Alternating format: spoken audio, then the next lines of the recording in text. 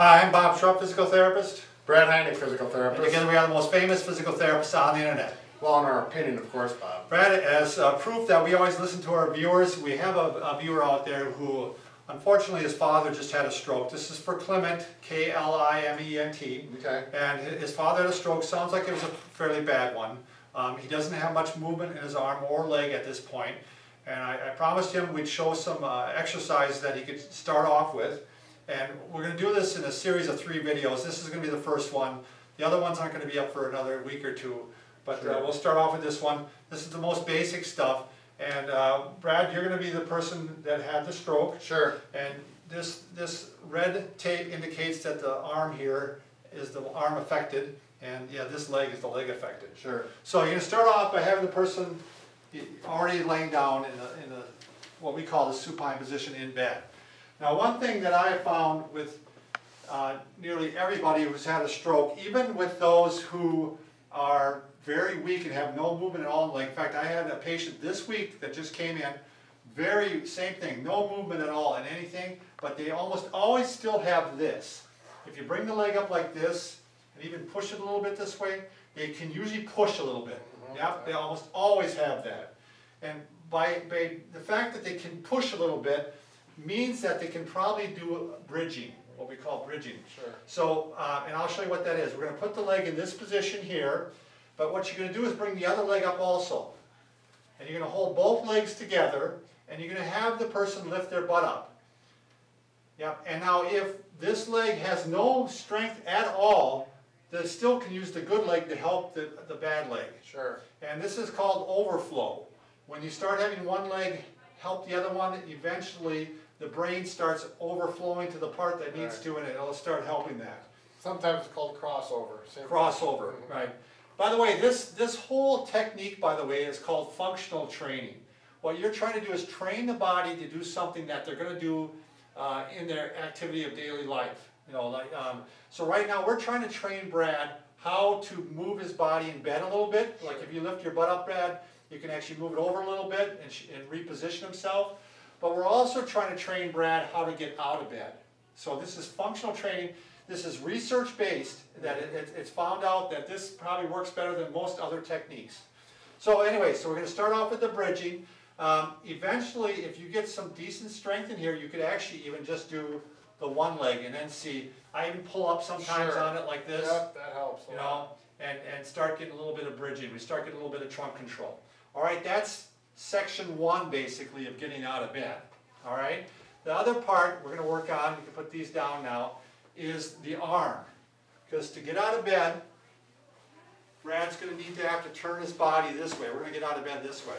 Yeah. So what he's going to do is he's going to take the arm that's affected, he's going to grab it with the good arm around by the wrist like this, and he's going to bring it over this way and work on this pattern right here. So he starts down here, palm down, palm up. Palm down, palm up. Now we're getting some rotation of the body. He's crossing midline. These are things that don't mean anything to you, but this all helps. And then yeah, eventually we can start working on putting the two together where you could bring the one leg up or even both legs up. And you can work on going like this. So eventually you can work on the fact that he's going to do phase 1 of getting out of bed. Now this, of course, you're going to want to be in front of him because safety first here. The last thing you want is for your father to fall out of bed. Yeah, right. So you might even need 2 people here when you're doing this, when you finally do the act of getting him out of bed. So now we're going to put the 2 together. If this leg doesn't stay up, you can go ahead and put it down. You can put it down like that. And now you're going to have, again, grab the wrist, and he's going to go over like this. And he can push with this leg, and you can be right here to make sure he's not going to fall out of bed. And then when we get to this phase, what he's going to be doing with this arm, he can do one of 2 things. He can push up from the bed with the good arm, which is going to help him lift up, or he can actually push off the other arm and take some weight through it. Okay? But before he does that, you're going to have to bring this leg off, or he's going to use this leg to slide that leg off. That's there, and that's there, and then you can push up. Now, when you're doing this, what actually helps, I'm going to do it on the other side, I would do it normally on this side. You can actually put a hand on his pelvis here and put one underneath, under his shoulders like this, and then he pulls up like this. And they rock, it's kind of almost like he's rocking, right Brad? Yeah. This is almost a fulcrum. And I want to emphasize, this hand is much more important than what he's doing up Right. there. You can actually help someone just by putting your hand there. It makes the trunk contract a little bit.